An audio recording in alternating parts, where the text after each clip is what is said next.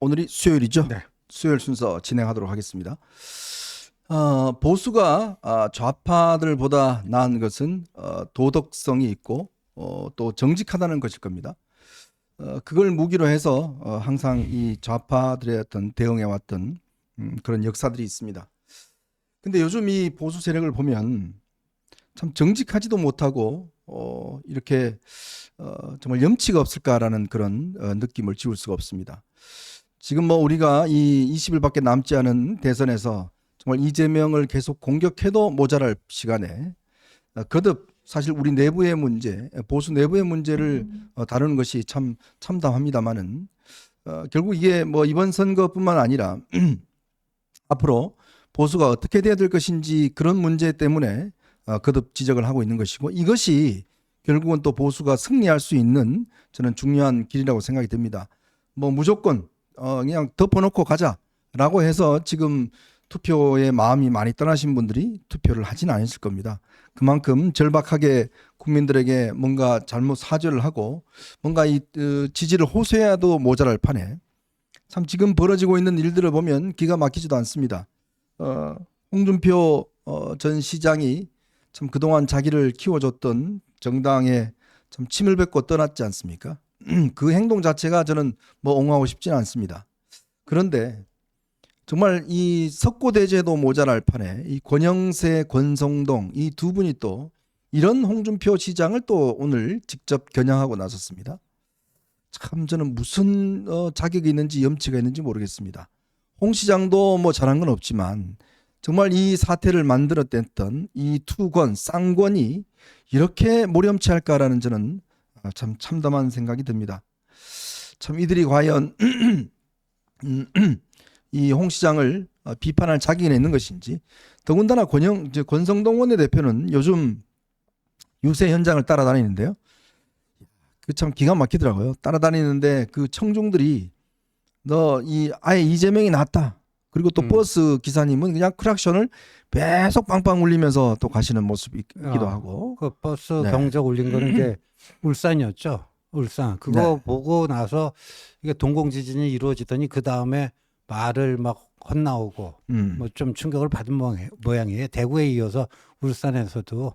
이게 이제 민심입니다. 민심. 근데 그분들이 다 평상시에 국민의힘의 열렬한 지지자분들 아니겠습니까? 예. 알고 있어요. 모르시는 게 아니라 내부 사정들 다 알고 계시기 때문에 이제 그런 이야기를 하시는 게 아닌가 싶습니다. 자, 그래서 오늘 이런 본격적인 이야기를 하기 전에 한 두 가지 정도만 먼저 여러분께 좀 알려드리도록 하겠습니다. 지난번 서울 서부지법 경내 진입해서 난동을 부린 그 관련해서 첫 번째 선고가 내려졌습니다. 오늘 서부지법 형사 6단독에서는 피고인 김모 씨와 소모 씨 두 명에게 징역 1년 6개월과 징역 1년의 실형을 전부 다 선고를 했습니다. 이들 같은 경우는 법원 건물에다가 벽돌을 던지고 또 경내로 들어가서 경찰관을 폭행한 그런 혐의입니다. 특수 건조물 침입과 특수 공무집행 방해죄인데요. 오늘 이들에 대해서 실형을 일단 선고를 했습니다. 그러면서 법원은요, 오늘 이렇게 이야기했습니다. 대한민국 사법부의 영장 발부를 정치적 음모로 규정한 것이다. 이에 대한 즉각적인 응징 보복을 이루어야 한다는 집념과 집착이 이뤄낸 범행이다. 이렇게 오늘 설시를 했습니다. 그러면서 징역 실형을 선고했는데 이게 아마 60몇 명인가 아마 그렇죠. 기소가 됐죠. 처음으로 이제 첫 번째 이제 선고가 나온 건데 2명 실형이기 때문에 그 가담 정도에 따라서 아주 미미한 사람은 뭐 집행유예가 되겠지만 어느 정도 일정 수위 이상의 폭력을 행사한 사람들은 실형이 나오지 않을까 보여집니다. 네. 자, 그리고 오늘 원래는 이제 검찰이 김건희 여사를 오늘 피의자로 조사한 날, 부른 날입니다. 오늘 서울 중앙지검이요. 이 김건희 여사와 관련된 공천 개입 사건 이거 조사를 위해서 김건희 여사를 불렀는데 오늘 불출석했습니다. 불출석 이유가 건강 상태가 좋지 않고 또 선거에 영향을 미칠 수 있다라는 걸로 해서 오늘 출석을 하지 않았는데 조만간 2차 출석 요구서를 보내고 이것도 응하지 않을 경우는 강제 구인을 검토하겠다라는 게 아마 검찰의 생각인 것 같습니다.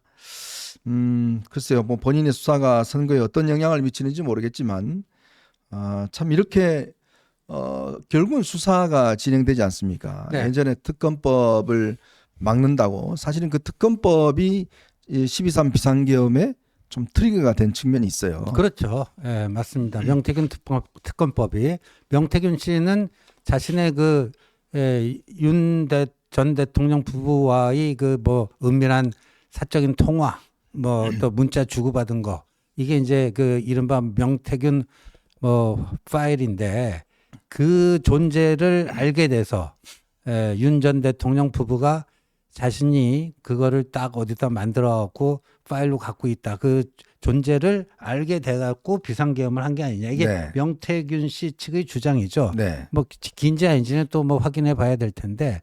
근데 이번에 처음 소환 통보한 게 아니거든요. 그러니까 출석 요구서를 처음으로 보낸 건데 그렇죠. 그 전에는 구두로 김건희 여사 변호인들에게 구두로 벌써 한 2달 전부터 계속 얘기를 했대요. 네. 계속 이러다가 지금 와고 대선 핑계로 뭐 저러니까 본인이 정치인도 아닌데 왜 저러나 하는 얘기가 나오고 있죠. 네, 어쨌건 참 앞으로 아마 뭐 정권이 바뀌든지 어떻게 할 경우에 꽤 강도 높은 수사가 진행이 될 것 같습니다. 좀 한참 또 이 피바람이 불지 않을까라는 참 그런 걱정스러운 생각도 듭니다.